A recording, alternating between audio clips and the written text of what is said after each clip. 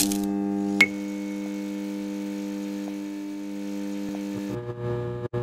it going, everyone, and welcome back to the High Voltage Show. I'm your host, Steve Cravens, and joining me once again is Terrence Tatum. Welcome back, sir. Oh, you know, so good. Better than the Magic right now. Yes. So let's get right to it here. All right, so Nick Nurse, Coach of the Year. I think we both agree the Coach of the Year. Even though I started kind of going over to Billy Donovan there for a little bit. Are you surprised that there wasn't a co-award here? Because I don't think there's ever been a co-recipient for the actual NBA Coach of the Year award. I don't think so either. I think it usually is pretty unanimous for these, but there's sometimes a couple of votes that go in a different way. But this seems like this is a clear and cut, like this is the guy, which I don't have a problem with. I completely understand your backing in the way that you stated for Billy Donovan last time. It makes sense, especially with that roster. Yeah, right. Yeah. But I think the clear cut is it was Nick Nurse, and I think they made the right call for this one. Yeah, no, I agree. I mean, I think Billy Donovan deserves all the credit in the world for doing what he did. Considering the roster, considering they are in the Western Conference, to get the 5th seed, I mean, come on. Yeah. I mean, that's wild. I mean, I'm curious. I doubt it, but I also wonder if some people took into account that, like, the way that Portland is playing now, would Oklahoma have been in there if everything was correct for Portland? But I don't think they would have been, because I feel like that team still would have been in the top 7 or 8, whether or not Portland was in the 3 or 4. Regardless. No, I mean, I agree with you. I mean, it was an incredible job, and I mean, I'm glad that he's getting some sort of attention. Like, even though Nick Nurse has gotten the Coach of the Year, they're still saying, but all due respect to Billy Donovan. Correct. People are like, we should still give our kudos to this man as well. Yeah. Just because it has happened since last time we did our show, the Phoenix Suns going 8-0. I mean, God, Monty Williams. I mean, I know it's too little too late, but still, what a job to do that. And it sucked because I mentioned on the last show how I think Phoenix would have been in there had they had a little bit more time. Yeah. They had a couple more wins beforehand, but they came back from in the bubble and was just like gangbusters. I think for them it also was a great, like I mentioned before, a great stepping stone for the future for the next season when they're ready to go. But he had that team ready to play and did everything humanly possible to put them in a position to be in the playoffs. And had it not been for Portland also having a crazy run, they would have been in there.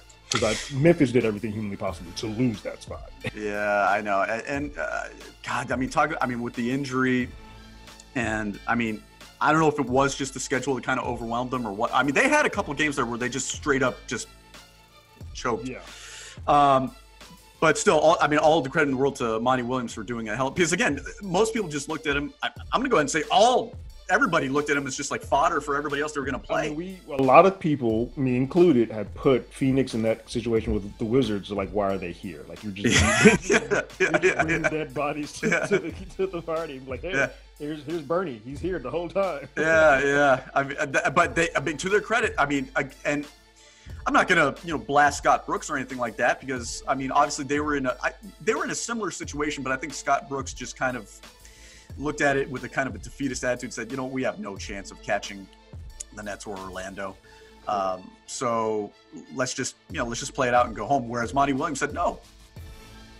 I mean, give a little bit of kudos. I mean, a leeway to Scott, just because the Wizards, half their team just said, we're not coming. Yeah. They too already knew that. Like, no, why would we do this to ourselves? Phoenix, those kids, because it's a young team, were like, we got nothing to lose. Yeah. Why not? Let's go play. And they took it. And this is, I mean, we talked about this last episode. We talked about it in private. That 8-0 winning streak is going to carry over into next year. Mm-hmm. I mean, to see that team kind of made up of Devin Booker and a bunch of spare parts,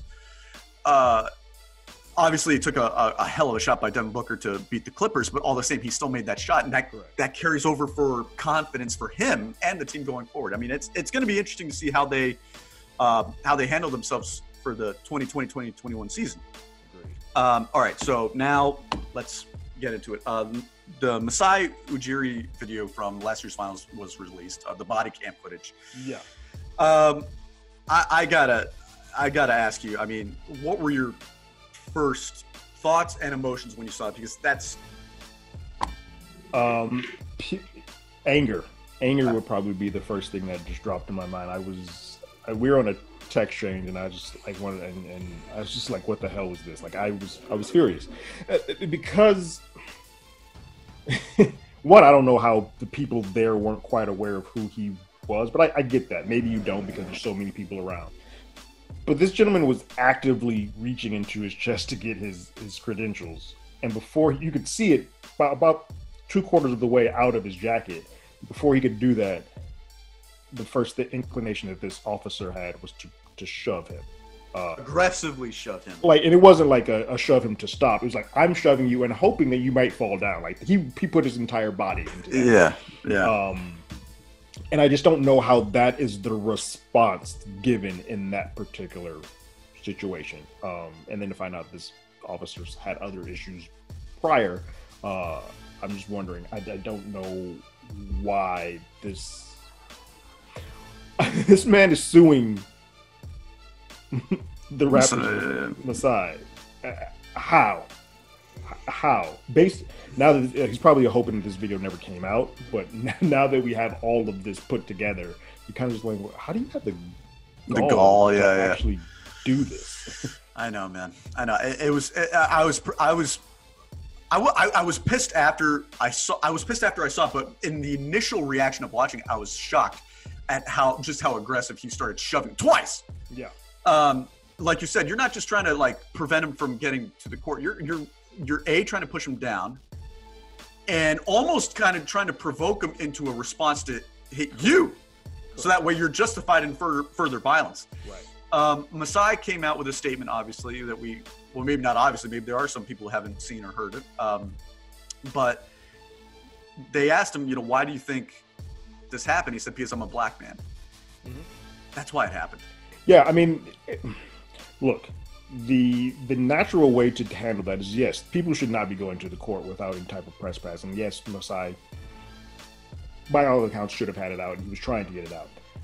If he were a white man, he would have been asked, like, oh, where are your credentials? As opposed to what happened, where the first thought was, like, I don't even want to have the decency to try to ask you where your credentials are. I'm shoving you because you know you don't belong. And that's what that whole interaction says to me, is that officer said, just by looking at him, even though it's a well-dressed, well-put-together African-American male, all that be damned, he sees a black man, he's like, this guy doesn't belong here on this court. You shouldn't come this way. But we all know that if that were, let's say if Cuban wasn't as famous, but let's say it was a person that looked like Mark Cuban, they would have been asked, hey, do you have your pass? All right, cool, go ahead through. And that would have been the end of it. Yeah, no, I agree with you. It really, I mean, first, like you said, the gall of this guy to sue the Raptors and Masai, it's like, okay. And here's the thing that blows my mind. This guy's wearing a body cam. He knows he's wearing a body cam. He knows that the truth is eventually going to get out. Yeah. And yet you still proceeded with this. I don't understand why this guy just couldn't say, this officer couldn't apologize. One, apologize. I made a horrible mistake. I apologize. And just kind of let it go. And hopefully Masai and the Raptors would be like, hey, you know what? Right. No harm, no foul. But he didn't do that. He doubled down. He doubled down on that. Yeah. Just apologize. Yeah. Not everyone's saying that you have to know who Masai Ujiri is or what he looks like. Correct. Just apologize for the altercation. I agree, because like Masai is not. He's not Pat Riley, he's not a face you recognize. Yeah. Like, all right, you wouldn't know that. But there then becomes, all right, cool. If you don't know him, that's one thing. To be a decent human being and good at your job and handling this better is a completely separate thing, and you failed on all of those accounts. 100%, man. And honestly, like, I'm glad that video got released to kind of, because there were some people out there that were saying like, well, Masai's kind of fiery. He might have put his hands on him first, Well, it's one of those things. I mean, being a black male and just seeing how a lot of things in this world go, unfortunately, we never get the benefit of the doubt. We're always like, he probably was a little angry. He was probably being a little aggressive. Maybe he should have had his credentials around his neck. If he had his credentials around his neck, sure, this may have gone differently, but I feel like that guy would have still given him some type of flack just in the way that he reacted to seeing a well-dressed black man that didn't seem like he belonged in that area coming that way. Yeah, I agree with you. Because also remember, just because you have a lanyard around your neck, and you may not have the credentials to go there. Like you might have credentials to go somewhere else, but not on the floor. Yeah. So he still could have been in that situation where like, I'm going to shove you because nope, you don't belong here. And he could have been a reporter. He could have been a trainer. He could have been anybody, a relative. So yeah, just wear your credentials around your neck. That does not guarantee that it would have gone any smoother than. Yes, while having the lanyard around probably would have helped, I doubt it would have done much because again, is that officer going to look at the lanyard and read everything on there? And no. He might see the Raptors logo on there, but is he really going to say general manager?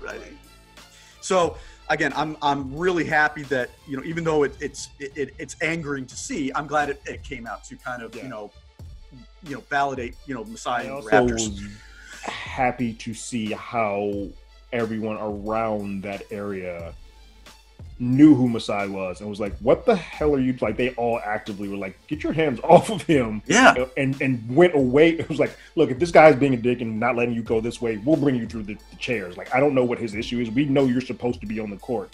Your team just won, like what's happening? Just won the finals. Yeah. Right. Yeah. No. So and that's right. You could see like the Warriors fans of the video, like kind of like, what are you doing? Yeah. What are you doing? Like, and it says a lot when the fans who just watch their team lose, hostile territory, are like, saw their team lose, and they're like, what are you doing? Yeah, like, are you kidding me right now? Like, kind of like, anyway.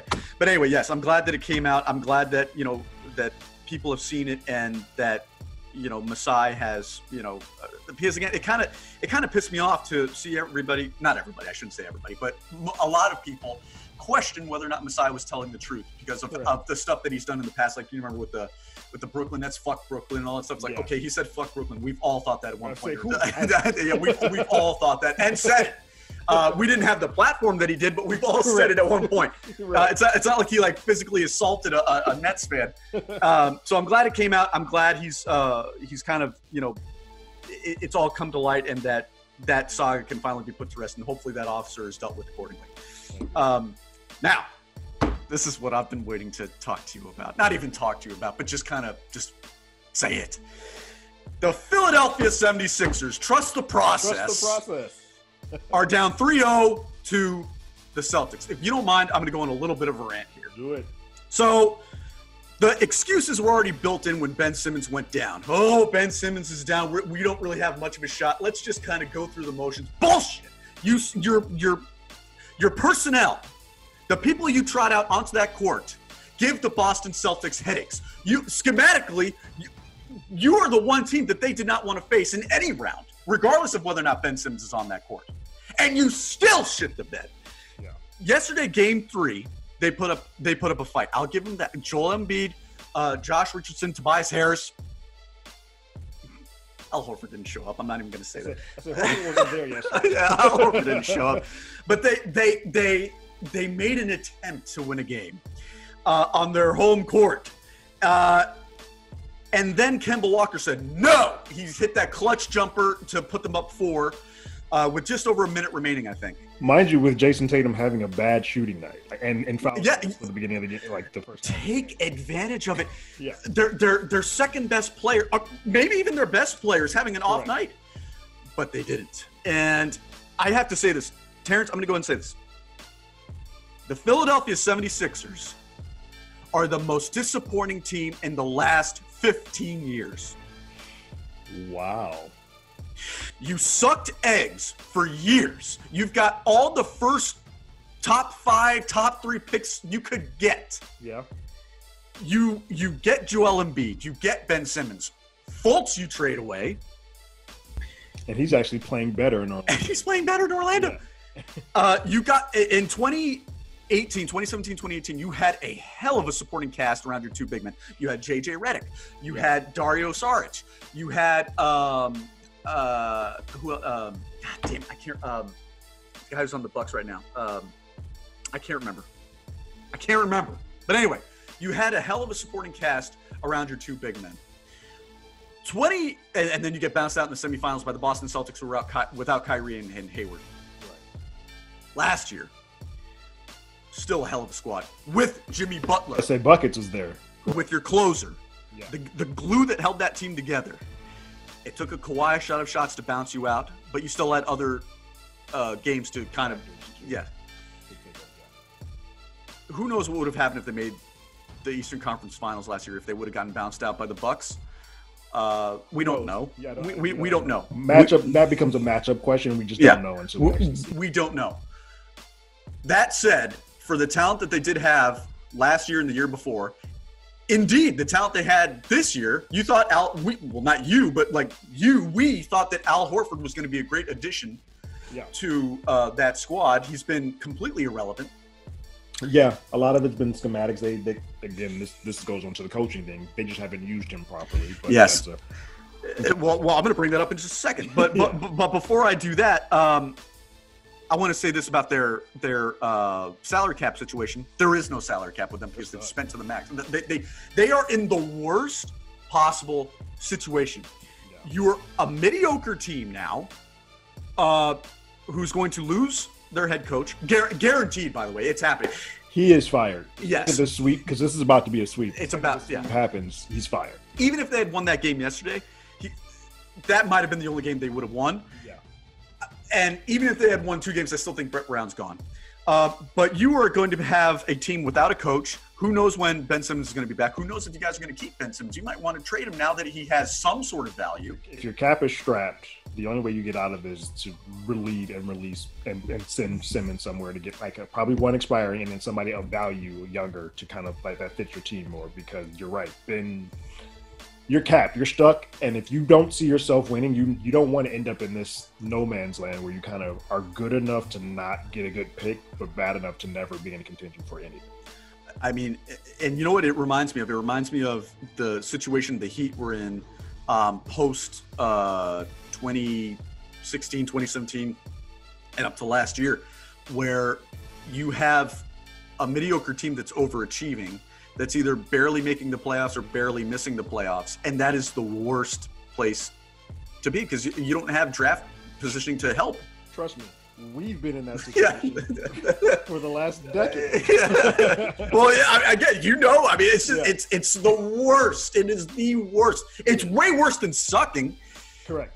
When you're garbage, I'd rather watch games where we're hot trash and like trying to put out young players and just going through the most, not going through most, but going through trying to create an identity than trying to be okay and doing all these things to win 40 games. Yeah. We're breaking the bank. We're putting ourselves in cap strap situations only to be a 7 or 8 seed and not even possibly the chance to win. Yeah. That's where it gets ugly as a fan. I've been there for a while, and it feels like Philly is there now, but they're doing it with way more talented pieces on the board. And it's easier for them to get out of it, but they need to be aware of it. Like they have to become aware of it first, so that they can make that move to get out of it. Otherwise, it's gonna be a rude awakening one day when they're like, "Oh crap, this is the best we're gonna ever be." Yeah. I mean, listen, man. I know Brett Brown deserves a lot of blame because he's just not a good coach. Man. He's not. No. He's underachieved with that squad. And so when Ben Simmons went down, I can't remember. I think we talked about this on the last show, but we kind of looked at this as an opportunity for Joel Embiid to kind of step up, be the man, and throw him the ball, feed him constantly. And he hasn't even really embraced that. He looks out of shape. He looks. I will say this: what's weird, and not even just out of shape, he looks apathetic. Like he gave up. It's weird. I've never seen a big man who actively cried on television, which there's nothing wrong with that, but actively cried on television, showed his emotion, showed how much he wanted this, but then come back and shown through this series how many times he's just quit. In the middle of a game, you can literally see when the lights just shut off, and he's like, well, there's no chance in hell we're going to win this game. We're done here. I'm not a Joel Embiid fan. I think if you're going to talk shit, you got to back it up. Yeah. And I think if you're going to talk shit relentlessly like he does, do not cry on camera. Yeah. That's a bad look. You talk merciless shit to every player you can. Everyone you can. And then you you fucking burst into tears on camera. Now, granted, the Kawhi shot, I'd probably cry too. Yeah. To make a shoe about it. And then make a shoe about it. Oh, rubbing the salt in the wound. Yes. And you just know Joel Embiid, when he saw that, he started crying again. I forgot about it. Now I have to remember. So I'm not a big Joel Embiid guy, but I thought this was going to be an opportunity for him to really kind of step up and lead this team and kind of prove that is his team, that he's going to be the way to go forward. That has not been proven. No. The only thing that's been proven is that Brett Brown's going to be unemployed, and also that the Sixers have spent money, an absorbent amount of money, on the wrong people. Tobias Harris and Al Horford. Now, Tobias Harris had a good game yesterday. I acknowledge that. Mm-hmm. But throughout the year, and indeed throughout this bubble, Tobias has had a bad year. Yeah. And the amount of money that he's making on that team, he's having a very bad year. And it's weird because when we had him, he was playing great. Got traded to Clippers and he played great there. Got this contract, and I feel like, I don't know if, and he was subsequently obviously traded to Philly. I don't know what's happened. I don't know if it's a matter of buckets not being there or what. It just seems something's been off with him. So you have him being off plus Horford just not fitting, and it's just a recipe for disaster, because I don't think Simmons, and we've talked about this, I don't think Simmons and Embiid fit. So you have a lot of pieces that may be good parts on other teams, but here in this form, this stew that they have here for Philly, it ain't working. And it's not. They need to learn it quickly. And the process is going to keep going on. Like the process continues. Yeah. So, yeah, and also just for some, I'm wearing the man's jersey here, so I'm just going to go ahead and get this out. I remember when Jimmy Butler decided to take his talents to South Beach, and everybody started questioning, oh my God, why is he going down there? They're not a contender. What's he doing to sign up to have 30 to 40 wins? Oh God, why does he just stick with Philly and a real contender? Shut up. Yeah. Shut up. Shut up. No, Jimmy Butler is having the last laugh right now, because it's proof that as far as that team went last year, he was a big piece of that. He was their leader. He was their go-to guy. And if you look at what the Heat are doing now, some might say they overachieved like hell. They were, along with OKC, they were the surprise team of the year. I'll acknowledge it. I didn't expect shit from the Heat this year. Correct. And a lot of things had to go correct. The rookies had to play nuts. Became. I'm at the point now that I've been alive long enough and seen enough NBA being played that anytime Pat Riley does something, I think he usually ends up on the right side of that happening. Usually. Yeah. There's some times where drafting Beasley. Yes. We don't acknowledge that, even though I just did. And his questionable contract decisions for Dion Waiters and James Johnson, and, guys like that. Yeah. For the most part, he's a brilliant basketball mind. Yeah, I feel like there's a lot of times when questioning what he or the Heat are doing is just a foolhardy thing to do, especially when you're a team like Philadelphia who has nothing to show for any type of knowledge of what they're doing. Yeah, their team. Yeah, it's Philly's one of those teams where I don't want them to succeed in terms of winning the championship, because I think their fans are toxic. But they are. I'm sorry, if any Philly fans are watching this, you're toxic. Not that you need me to tell you, but they're kind of like the Knicks in the sense that I hate the fucking Knicks, but I want them to be good because it's good for the NBA. It is. They are an esteemed franchise, even though that they've been bad for a long period of time, but they are one of those teams that, like, oh, if they're doing well, then the NBA as a whole kind of reflects and gets a little bit of a shine because of that. There are a couple of teams that are like that, but those, like the Knicks, Lakers, Celtics, Bulls, Sixers. I say Bulls and Pistons. If they're active, Pistons, if you have them, that they're legacy teams, if you will, and I feel like those teams, if they're active and doing well, the NBA kind of appreciates that, and they're like, okay, cool. We now know our tried and true teams are still here. But it's been far and few between for a lot of those franchises outside of probably the Celtics most recently. So, and again, you want to talk about the reason why the Celtics have been. I mean, they've been so good for so long. A, because they got the coaching hire right with Brad Stevens once Doc left. And also because Danny Ainge knows what the hell he's doing. Danny's he's killing it. He knows what he's doing. Yeah. And they don't have that. I would question what Danny's doing because I thought he was doing the wrong thing. He was doing the wrong thing humanity-wise with Isaiah Thomas. Oh, yes. Turns out he was 100% correct. Yeah, he was. You know, I'm pro player.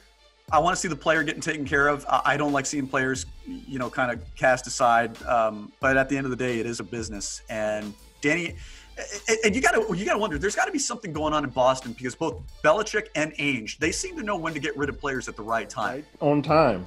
Consistently. It's very strange. It's like and again, obviously they know things that you and I can never dream of knowing just from experience.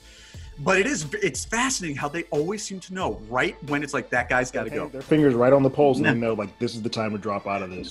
Look at Horford. Yeah, we can let him go. Are you sure? I mean, he's like a huge part of your team. Right. He's like the anchor to your front court. Are you sure? And yeah, no, we're good. And it's like, how do you guys know? I mean, whatever. Yeah. But again, the Sixers, the Celtics, the New York Knickerbockers. Who else are some cornerstone? Okay, so the Minneapolis Lakers, the Bulls. Well, anyway, the point is like the cornerstone teams. Mm-hmm. It's better for the NBA when they're great, especially when you play at Madison Square Garden. Correct. And the fact that we haven't had an NBA Finals in the Garden in decades now, or even an Eastern Conference Finals, it's just it would be great to see the Knicks relevant again. Just with it would be great to see the Sixers be able to kind of get their shit together and really start making a push in the Eastern Conference. But it's just it hasn't happened due to all the reasons we may mention. So I think that's enough on the Sixers. Now, this one I'm going to turn over to you, even though I'll give my thoughts on it. But Paul George. Pandemic P. Man. So is it something, everything, or nothing with what we're seeing right now for the first 3 games? It's something. So let me get full disclosure on this. And I felt this way from the start, from Indiana. I have never been a big Paul George fan. Like, I've never thought he was a top 20 some odd player. I felt like he was in good positions, but I just felt like what he does not always translate for me to be on a winning roster. And the fact that we've seen him disappear in Oklahoma and in Indiana have led me to kind of back that up for quite a bit. I just am not sold on Paul George. If you say he's your number 2 player, I think you're in for a rude awakening. That said, so the way that he's playing right now does not surprise me at all. It is shocking that it's happening now because it's happening in a way that he is completely disappeared. Yeah. At least usually if he's off offensively, he is still doing something on the defensive end of the ball. Right now he's doing neither. And it's alarming. And if I was Kawhi, I would be a little nervous outside of the fact that Kawhi realizes that he's the best damn player in the NBA. And he's like, well, cool, that's fine. You're not here. I'm just going to take over and bust 30 on them because this is what I got to do since you're not around. No. And I think in any other situation, people are already starting to call Paul George out. But I think in any other situation, it would be a little bit more because his team would still be losing and he wouldn't have an ace in the hole next to him. Paul can now kind of hide and be like, well, Kawhi's got this. If I randomly in round 3 hit a 3 somewhere in the corner because Kawhi passed me the ball after they were triple teaming him and I'm wide open, then I can go back to being everybody saying, hey, Paul George is the second best player on the Clippers. But right now he's playing like the 5th because I would say Montrez has played better and he's only played like 1.5 games. The Morris twin is playing better than he is. Lou Williams has come off the bench and played better than he is. Reggie Jackson has played better than he has. And it's like, okay, hold on. This is supposed to be your team as well. Like, you guys are co-owners of this team. And right now, it does not look that way at all for Paul George. You know, I was thinking about this. Do you think the Clippers are one of those teams where, and there's no question that they are incredibly deep. Yes. As the playoffs go on, depending on who they play, do you think that Kawhi can single-handedly, so let's say it's in this case, if the Rockets go ahead and win, it's going to be the Rockets. Mm-hmm. Let's say Westbrook comes back, which he will. And let's say Westbrook comes back on fire. But let's say this stuff keeps going with Paul George struggling. Do you think that it's possible for Kawhi to carry that team and have guys like Lou Williams, have guys like Pat Bev come back, have Harrell, have Reggie Jackson keep shooting like he's shooting? Do you think it's possible for them to win a series with Paul George? I mean, if Luka's hurt, then they're going to win the series easily. But for the next round, can Paul George keep disappearing like this and then be okay? Because because remember, Kawhi there's questions about his knees, questions about his quads as well. And you don't want to overwork him to the point where now you don't have him too. That would be a disaster. The only reason why I would say yes, that they would be in trouble and possibly not win another round if Paul George doesn't show up is that this team plays ugly. Like they don't come out and like knock you and hit you in the face and win. They're not shooting threes. It's not pretty. How they do it is by grinding it out. Like they gritting and grinding. And I think when you play a team that is as proficient offensively as like the Rockets would be in the next round, that grimy game style is going to wear itself pretty thin versus somebody who can put up 15 points in like a minute because the way that they shoot. And I think you have to have Paul George. If no other reason, like, he may not be able to put offensive because you have a few offensive weapons, but you're going to need one of him to guard either Harden or Russ because Kawhi is going to take the other. Yeah. And right now, the way it's going, it would probably be Kawhi on Harden and Paul on Russ. And right now, just knowing Russ and the energy that man has and the way that Paul is playing, Russ is going to eat that man alive. And he's going to love every second doing it too. Because he's going to be like, you disappeared on me. Yeah. You got the hell out of town. Right. Didn't even tell me. Didn't tell anybody, obviously. I mean, like the only person he told was Kawhi and Jerry West and Sam Presti. I agree with you, man. I mean, it's very disturbing to see. Paul George has had disappearing acts in the playoffs before, but nothing quite like this. No. And you got to wonder, it's because he's obviously Kawhi Leonard. I agree with you 100%. He's the best player in the NBA, and maybe he thinks of it like, maybe I don't have to hit every shot. I can start jacking up certain shots. I can start taking contested shots because Kawhi's going to be there to clean up the mess. Where he probably didn't have that certainty with Russ or with even back in the Pacers days with Roy Hibbert and Stevenson, et cetera, and so forth. It's very, very concerning, and I think it's kind of, I don't think it's something, I think it's everything. I think this is going to continue to be a problem going forward. You think it's going to translate throughout the rest of the Yes, I do. I think he's going to have a couple of games where he turns back to the Paul George of old, or at least the Paul George from this past season and maybe the previous season. But I think this is everything. I think Kawhi is going to have to shoulder the load himself. I wonder, because people have been saying that this is, and I'm wondering, do you think that the way that this game is being played, like not having a home audience or not having any type of audience, not having that atmosphere, maybe having, like, I know for some people it's having a positive effect because they're not living in the big spotlight, but it might be having a negative effect on some people where they're like, I don't have that adrenaline rush or that thing that kicks me into the next gear. I'm kind of now living through this, what Shaq keeps referring to as AAU. You know what? I'm going to go ahead and say no. Okay. I'm going to say no because we have evidence that he has disappeared in the past playoffs with full capacity crowds.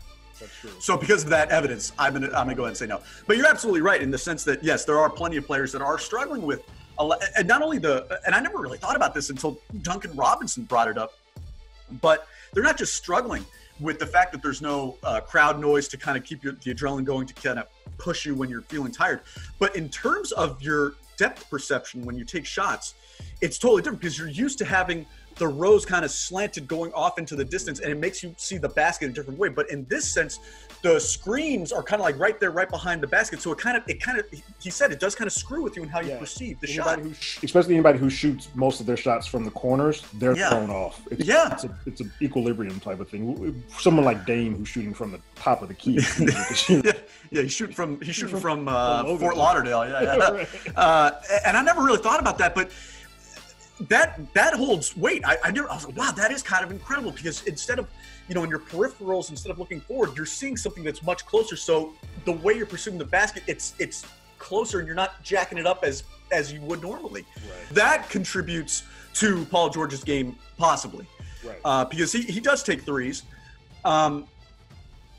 But again, I'm not going to excuse that, because there's so many players that have adapted to it already. You are a superstar. Now, yeah. You've had 8 games to do it. You've had these past 3 games to do it. That's 11 games to get your shit together. You've had practices, shoot-arounds to really kind of get out. And no other player is making that excuse. They're just saying that is a reason for their struggles. They're not using that like, oh, that's going to prevent me from being who I can be throughout the playoffs. No, they're just saying, yes, it is an issue. I am working through it. I have to adapt to it. Yes. Yeah, I have to adapt to it. It's just weird, because, I don't think anybody would have put Dallas on a defensive mastermind list.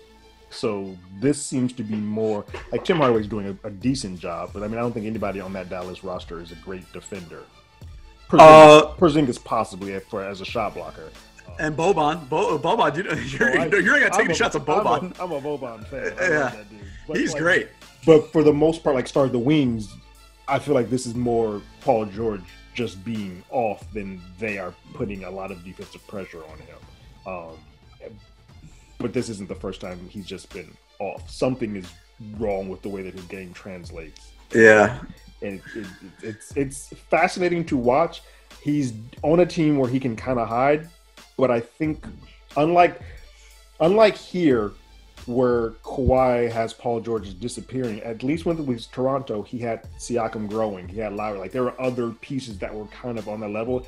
I don't think this team can win with Paul George doing this. Because when you get to a team like Houston, you get to a team like the Lakers, or you get to a team, I would even say as deep as the way that Denver or Utah, whoever comes out of that, right now it looks like it's Utah, surprisingly. I don't think you could actually do that against them, because I feel like the way that Paul George is playing is just detrimental, because you're going to give him shots. That's the thing right now, because he is the second best player in your team. He's going to take 10 to 15 shots automatically. And he's only making 3 of those. What the hell is he doing on the floor? I agree with you. And I think, well, you brought up Utah and Denver, so I wasn't planning on talking about that, but I'll talk about that a little later, because I do want to get your thoughts on that. But I do agree with you. And first of all, if they're going to make it to the Western Conference Finals, they got to get through the Rockets. And like you said, if George is off defensively and offensively, forget it. The Rockets are going to Pat Beverly can step up. There's no guarantee he's going to be back for that. Doc Rivers even said he has no timetable back for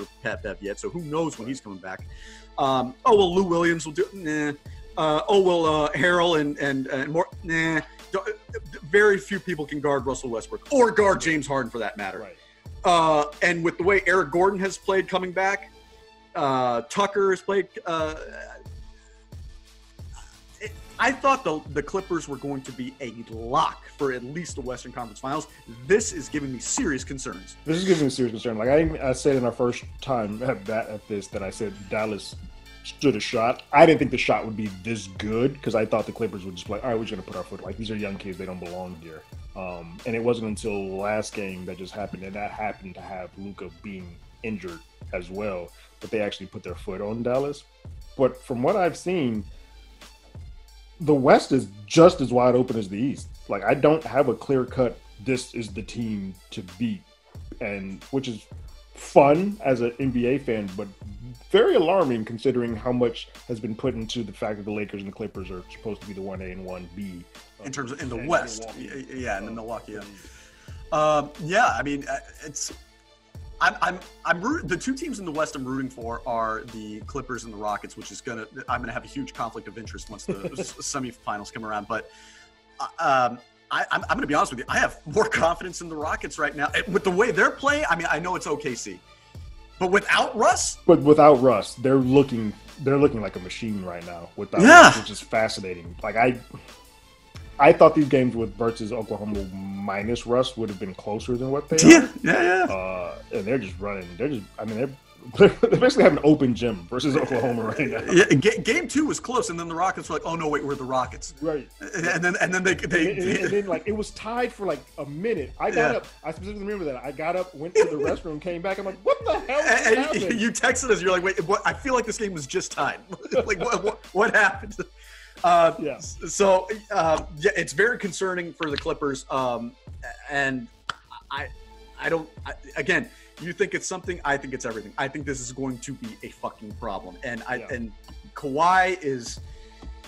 I mean, Kawhi is Kawhi, but he's not gonna be able to do it every game. Question: is Kawhi too nice of a person to pull Paul's coattails and just be like, "What the hell is happening with you right now"? No. Kawhi made a shoe called the Four Bounces, so he had no problem taking a shot at an entire city. He also held several cities hostage during his free agency period. And he also completely abandoned the city that embraced him in his first go-around. They threw him parades, and they're like, "We'll give you the key to the city." Cool. Yeah. I don't want your damn key. So the answer is no. He is not too nice of a guy to say that. As a matter of fact, right now he's probably in a room with Paul George right now, just screaming at him. and his teammates are probably hearing it in the next room, going like, "Is that Kawhi?" Because I don't know if you saw it. I can't remember if it was Morris or whoever it was, but it was on the bench during one of the games, and Kawhi's just, he's sitting there just kind of staring off at the court, like just he has the Terminator look on, and then they see that the camera's on him, so they kind of did the rabbit ears behind him, and Kawhi realized what he was doing, and Kawhi kind of like looked at him, and then I can't remember who it was, but they were just like, and Kawhi just looked at it, and then looked back at the court. It was like. Not amused, not angry. Not find anything you're doing funny. Yeah, like his best Arthur Fleck face, like without the laugh. But anyway, yeah. So no, I don't think so. But who knows? I'm just concerned. But anyway, we can move on. You mentioned it. Jazz Nuggets. I'm surprised. I'm very shocked. But I'm not shocked that the Nuggets are losing. I'm surprised at you that you think the Nuggets were going to be more impressive than they are. I thought, again, I think the Nuggets from top to bottom are a better team. Really? I do. But after seeing Utah, maybe it's just also because I'm just not that familiar with Utah because I don't see them as much, but I don't see that much of Denver either. I just felt more from top to bottom that roster was better. I like Murray a lot. I love Jokic. I like Jokic. I don't love him. I know he's a top 20 player. I don't feel that way. I'm starting to not feel that way. I don't think that his skills are that way. I just don't. He reminds me. No, I'm not going to say that because that's disrespectful. But the way that Drew Gooden would affect, like he would put up points, but he would also let the other person put up points. So it kind of became the per would be like even because you're like, oh, you're not doing anything one way or the other to kind of help us win this game. You're just putting up numbers at this point. Yeah. And a lot of the stuff that Jokic does fits into that category for me, especially seeing that last game because Rudy Gobert was having a delight. Yeah, he was. I did not expect Utah to be this dominant against them, and it's impressive. I got to give my hat off to Utah because I really didn't peg them going to the next round. I think out of the best player out of that series is Donovan Mitchell. I just didn't think he easily enough to win versus the team that I think Denver is. That's fair. I just for whatever reason I'm a huge Donovan Mitchell fan. Like, I mean, I said last night. I mean, my dream is to see him in a Heat jersey. Yeah, I am too. Yeah. Freaking Luke Kennard, but that's fine.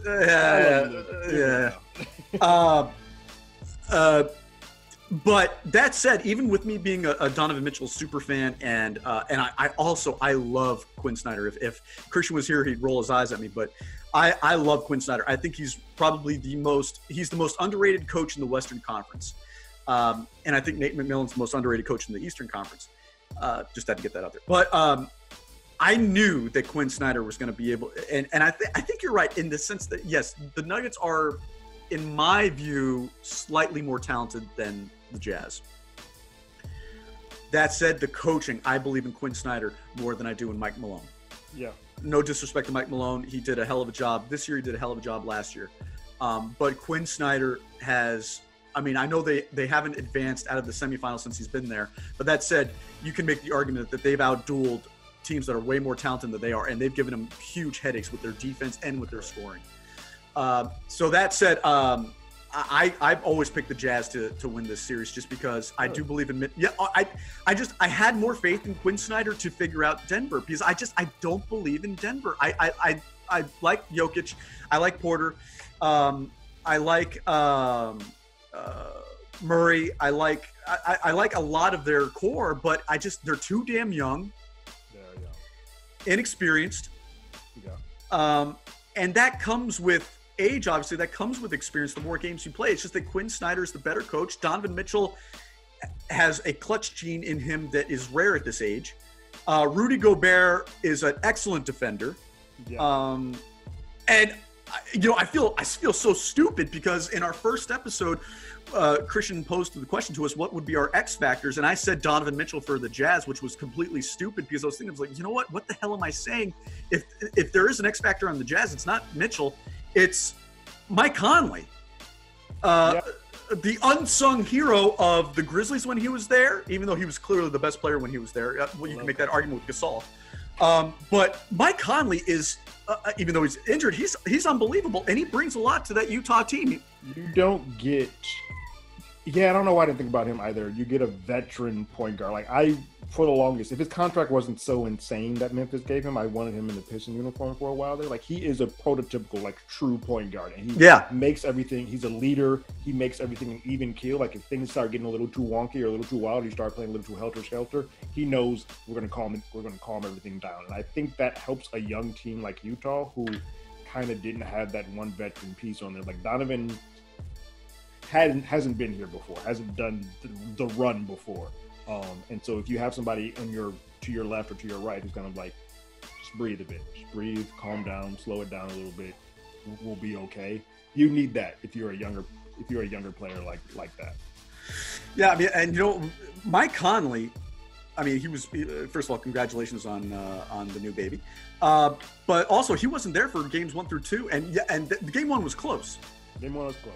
And Donovan Mitchell put up an insane game. He played out his behind. Yeah, that was nuts. That was insane. Yeah. And they still lost. And then game 2, we saw the massacre that was. People thought that was going to be kind of like the outlier of the series. That wouldn't happen again, and it did happen again. Obviously with Conley back in the lineup, but I think that the Utah Jazz are just a better coach team. They're the more hungry team. They're the more experienced team. And I see why you picked the Nuggets to win the series because yes, on paper they are the more talented team, but I think Utah just has more heart and I think they have more grit. 100%. Watching this last game is when I was like, because I don't see either of these teams that much, but now seeing them play tit for tat, I was watching that. I'm like, there are just a lot of these hustle plays and stuff that I just see Denver kind of just going through the motions where Utah is in it. Like Rudy Gobert is like diving, blocking, doing like he's double hustling. He's jumping 3 times to get 1 rebound. Like that's what they're doing. Whereas I've seen a lot of times where Jokic or the rest of Denver, not just pick on him, but they just kind of like go back, throw on defense. Like, we're not going to really try that hard on this one. We'll get it on the next one. It's just a kind of a going through the NBA, like the motions of what an NBA team is supposed to be. Whereas Utah got some rugged warriors on that team, and that is the difference between them, which is why Utah is coming ahead so far. Now, question. Let's say they do advance in with the way they're playing. I mean, they're going to. They would play Lakers, Blazers, and we're going to talk about them to close out the show. Do you think that Utah could give either team a run for their money if they were to meet them in the semifinals? Wow. I think they could give, if it's the Blazers, I think they could give them a run for their money. I think Donovan versus Dame. It would be more so Donovan versus CJ, but they're going to switch off a lot. But that backcourt of Donovan versus Donovan and Conley versus CJ and Dame would be amazing to watch. Excuse me. Would be fantastic to watch. But I think the key there is going to be Gobert versus their bigs versus Nurkic. More so Nurkic than Whiteside, but like that's going to be the ace there, and I think Rudy is just going to have a field day. Yeah, just because he's a defensive disruptor, and I think he was going to get in his head. Those teams, I think, are really evenly matched. I think that might come down more to like how good or what can Melo do for them in that situation. Is sort of what helps that team. Versus the Lakers, though, I think they would have a harder time just because I think with the size, Portland, the size is so big that I don't think unlike with Portland, I think Portland has enough shooters or enough 3-point shot makers that they can make that gap for height smaller. Whereas I don't think Utah does, and I think that height just comes more into effect versus them than it would Portland, and I don't think they really have a shot against the Lakers. I agree with you. I'll say this: if they do face the Lakers, just because I'm going off the bubble game they played, I think the Jazz. Is this possible to have a hard fought 4-game series? Like even though you get swept, you still. Yes. No, there are where you're like, oh, they got swept, but you're still like, but each of those games was tight. And I think that, like they learned something from it. I've definitely seen that before. Well, I think that would be the case if that were to be Lakers Jazz. I think it would be a 4, possibly 5-game series, but each game would be just a brutal fight to the death. So I think that would be it. I can agree with that. I just don't think the biggest thing for that situation is I don't think Utah has absolutely anybody to guard LeBron, because obviously Gobert is going to be on Anthony Davis, and so that's going to be a pretty solid matchup. But once the Lakers do this whole thing where they put Dwight and Anthony in there together, that's where the problem comes in, because you're like, oh crap, I don't know how the hell we're going to stop both of these from getting on the board, getting on the glass, because as much as we all say that the Lakers are terrible shooters, which they are, they're great offensive rebounders because they're so big. Yeah, no, I was going to go out on a limb, and after everything said, I'm not going to go out on a limb. But I was going to say that possibly the Jazz could take it to 6, but that's a schematic nightmare. So 5 at most if that happens. But again, if they get the Trailblazers, then it'll be a different story. Brings us to Blazers-Lakers. So we got Game 3 tonight. Yeah. We got Dame with a jammed finger on his non-shooting hand. Yeah. And we got them coming off of one of the worst playoff losses I've ever seen. Yeah. Now, how can I phrase this?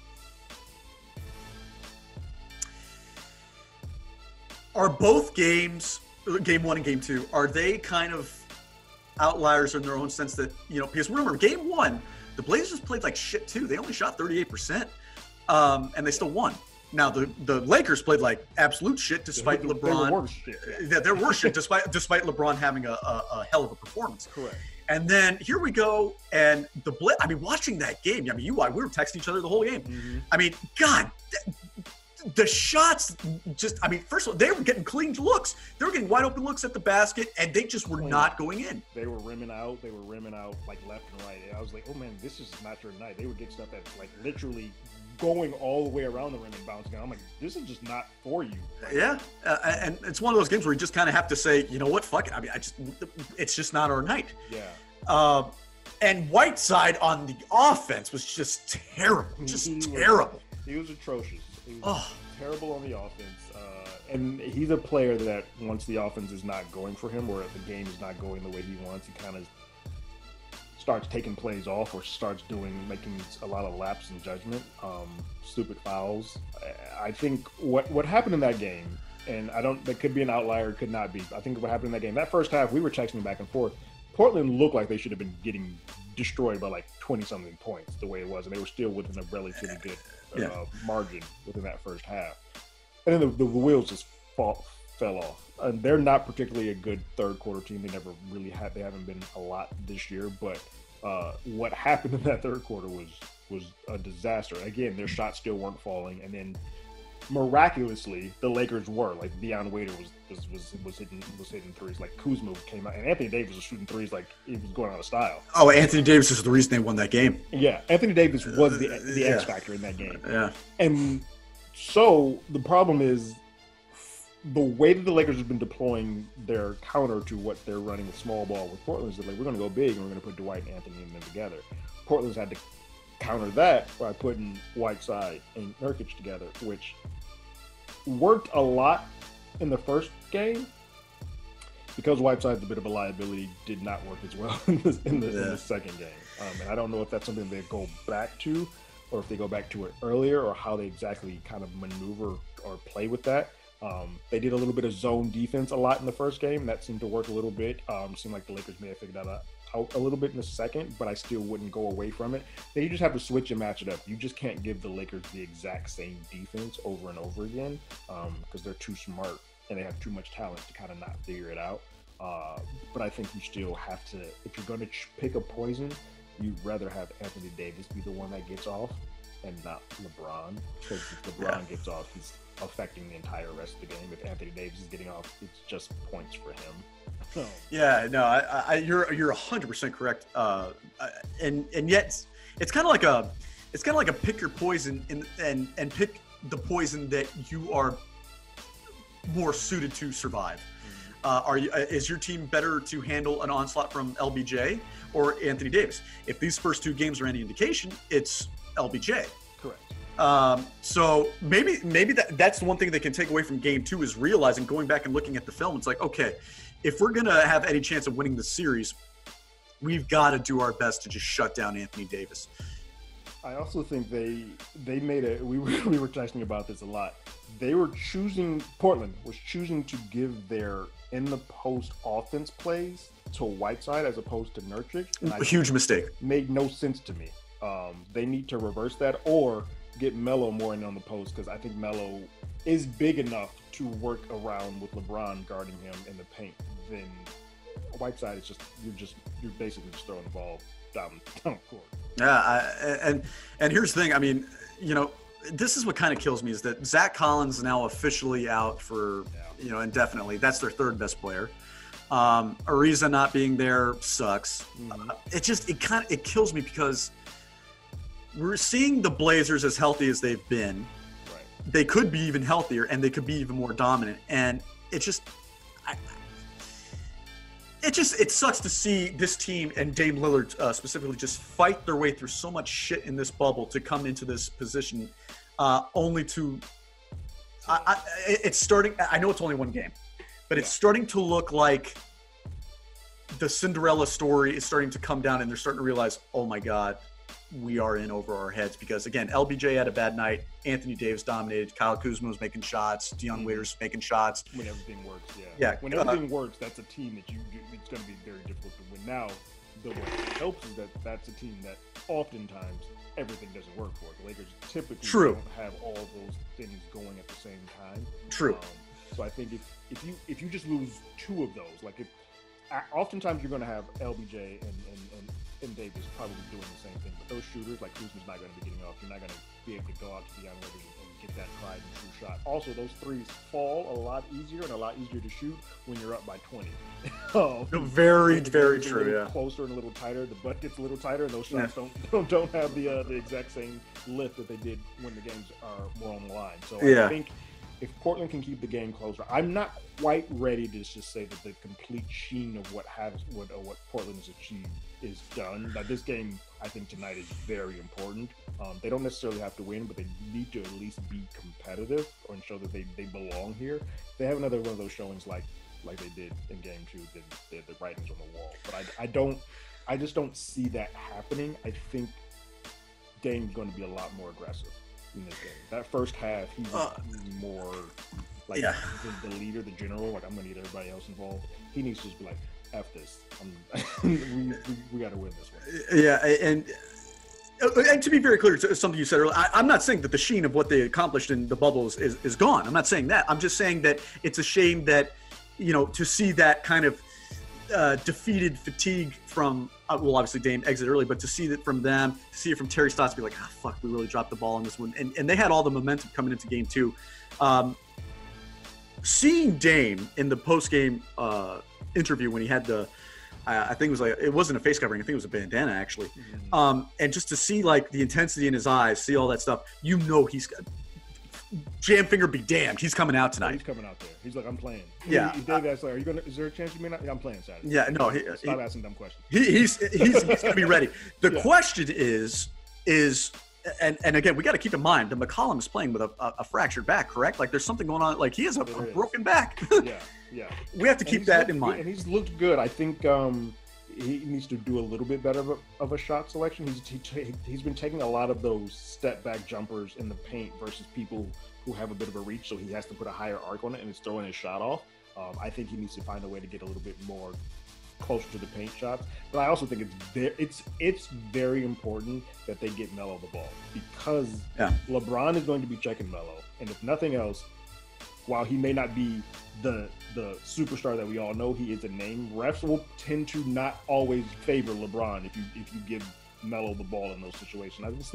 Sometimes just feed Melo and see what the hell happens. Like, there should be, I'd say, in the paint, he should get about 4 to 5 touches in the paint per half. Like that's what you should actively be doing for Melo, just to see if they're paying attention that, like, this guy can do this. And I think LeBron, there were moments in both games where I saw Melo backing down LeBron or playing his back with LeBron checking him, and Melo got the better of him, or LeBron fouled. And I'm like, that's the key. You need to hit that a few more times just to see where, if you get LeBron in foul trouble where he's got 3 fouls, now granted he's smart enough to play and stay on the floor, but he's going to be a little bit more docile. And I think that's when you need to get those bigs, or one of those 3 bigs between Dwight, JaVale McGee is whatever, but Dwight, Anthony Davis, and LeBron, you need to get those folks into some foul trouble. Yeah, I again, you hit it right on the head. I couldn't agree more. And with Davis, it's a little bit easier to do it, and same thing with Dwight Howard. LeBron's very savvy, and also, I mean, this is going to sound cynical and salty, but it's true. I mean, I saw it when I was a Heat fan. You see it when he was in Cleveland. The refs are not always going to give you the calls on LeBron fouling you. No. So you can't rely on the refs kind of giving you a foul with him. So, but I also think Melo is smart enough to know that, like, he's not going to search for the foul. Whereas I think Dame and CJ might not realize reason like that. LeBron is like, Melo's like, no, I'm going to have to work for this. I'm going to have to put everything I can to get this in, because they're not going to call this. And kudos to Melo too on his defense. He's played some pretty good defense on LeBron.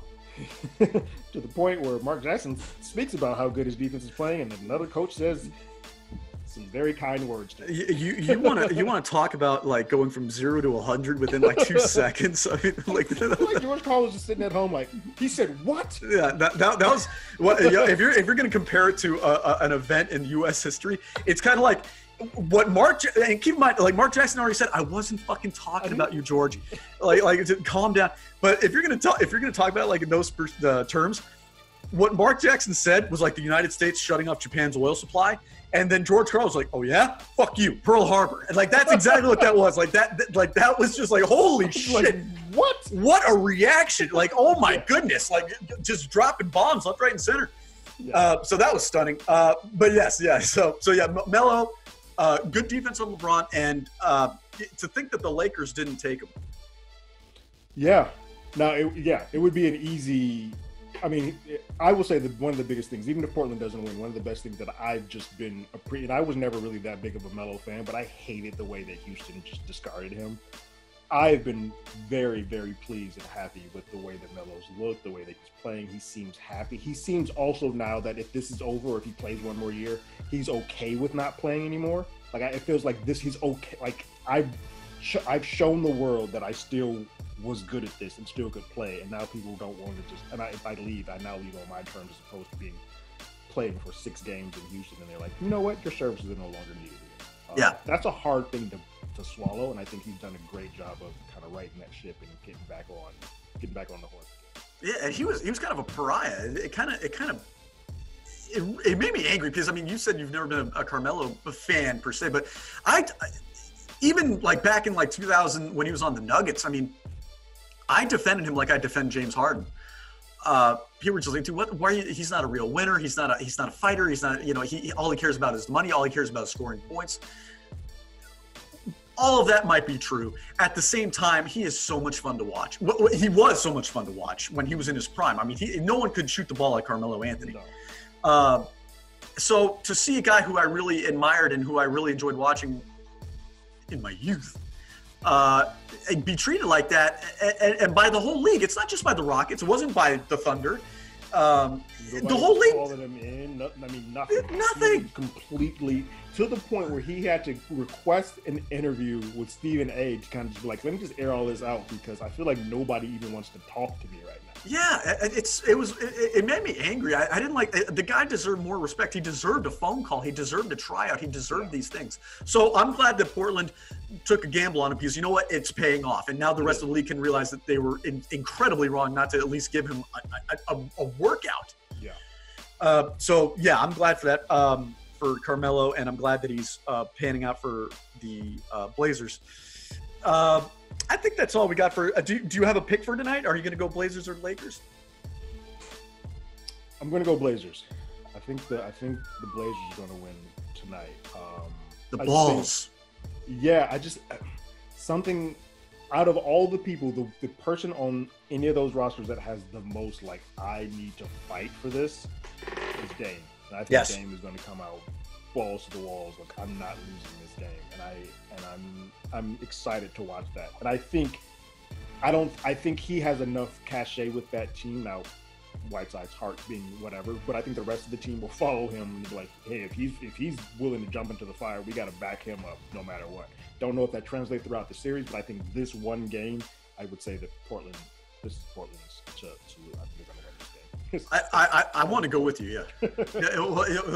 No, the Lakers have to travel to Portland, which is going through some crazy fucking riots right now. They might not even make it to the arena. They won't make it. But I want to agree with you. I trust me, I want to see the Blazers win just as much as any Blazers fan, just as much as you, just as much as anybody.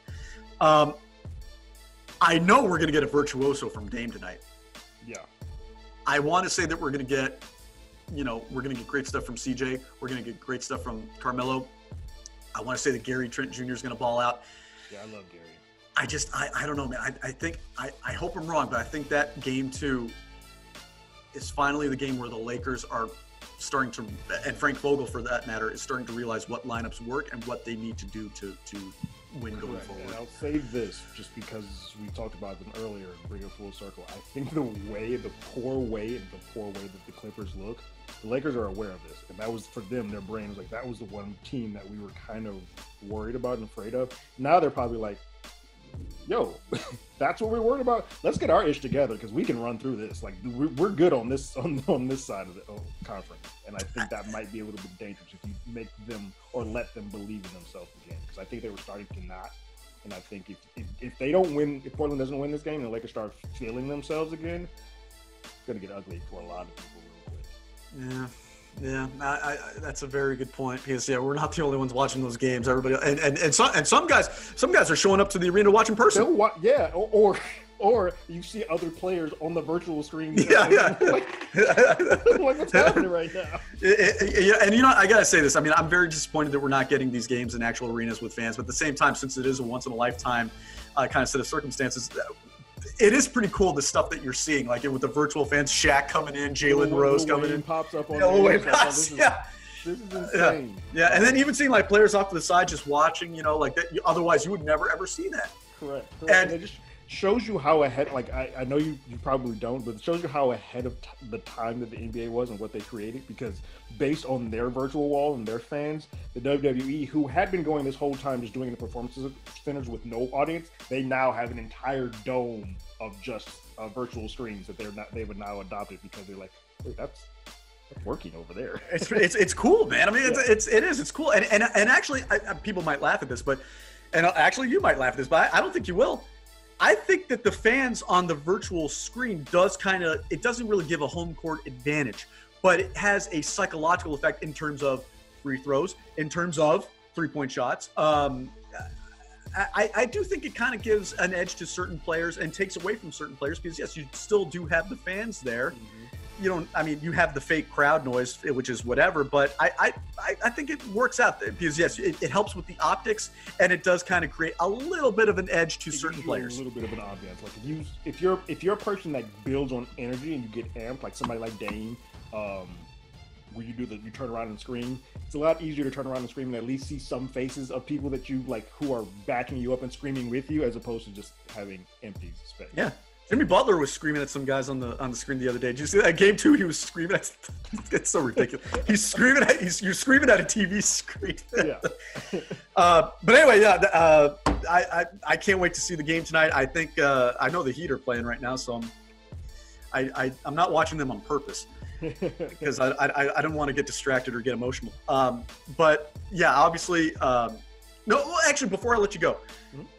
Do you think that the Thunder have any chance of taking a game today, or do you think it's going to be 3-0 Rockets? I think the Rockets are just too dominant, right? I don't see the Thunder taking the game. Part of it's youth. I just think they're too young of a team. I don't think they have enough horses yet. But I like that coach, and I think what's going to happen, and we talked about this before, I think Chris Paul eventually is not going to end up on that squad just because he's not a part of the youth movement. They're going to find somewhere to put him where he can be on a title tender but get something back. His contract is atrocious. It is, and they're going to have to take something or like lose something to offer him. Offload it, yeah. But I just don't think he's a part of their plan for the future. But that's not saying that he has not played out of this world for that team. Yeah. I just think Houston's just they're on a whole nother level right now, and they're doing this without Russ. And this might be getting ahead of ourselves here, but I'm starting to believe in these Rockets. You know what's crazy? Because we talk about how I think Portland matches up opposite the Lakers, and I think that's a good matchup. But obviously, because CJ's a little banged up, it might not be as well as we thought it would be. Still, with that opposite matchup is Houston and LA, and I think you're putting two of the best players in the game. Even though I'm not a big fan of Harden's game, it does translate into points. So you could say that. Westbrook on a team versus the Lakers, and they're completely mismatched. Where Houston has no front court, Lakers have no back court, and you put them together, and you have two alphas in the front court, two alphas in the back court. Let's just let it fight out. That might be the best matchup right now because the way the Clippers are playing, I do not want to see the Clippers versus the Lakers in any type of a final. Yeah, and I never thought I would say that, but I mean, well, I mean, again, we're gonna do plenty of these, but I have a suspicion that the next time we do one of these, yes, the Clippers will have advanced, but Paul George is going to be looking like shit, and the Clippers as a whole. You know, if I were to compare the Clippers to a movie, you know, it'd probably be the Texas Chainsaw Massacre, the original one. Ugly, gritty, nasty, but at the end of the day, solid. That's what the Clippers brand is. It's just very gritty. It's very ugly. It's very kind of like in your face. It's not shiny. It's not like the new toy that you want to unwrap and like, oh, let me play with this. Kind of just like, oh, yeah. I mean, that sustained and did what I thought it was going to do. It just didn't do it in any type of way that it's attractive to my eye. Yeah, and indeed, sometimes they can be shocking with the way they lose games, just like the Texas Chainsaw Massacre, and just like the horror aspect of Texas Chainsaw Massacre. Paul George's game can be horrific. So there's a lot of things that's what I think. So from now on, Texas Chainsaw Massacre, LA Clippers, they go together. Yeah. But again, you're absolutely right with the way they're playing right now. I have no interest in seeing you make it to the Western Conference Finals because you have no chance. Yeah, I would rather see Rockets and Lakers with the way this is going. I would too. But anyway, hell yeah. But anyway, I think our listeners have had enough for now. But anyway, thank you so much for joining me again, buddy. Of course. And this has been the High Voltage Show. Catch you next time. Go Blazers, go Heat, go Rockets. Anybody else you want to root for? I would say go Pistons, but we can't even get the first pick. So no. Go Pistons. Yeah, you know, we might do another video very soon because we get you a rant on just that alone. But anyway, we'll see you next time, everybody.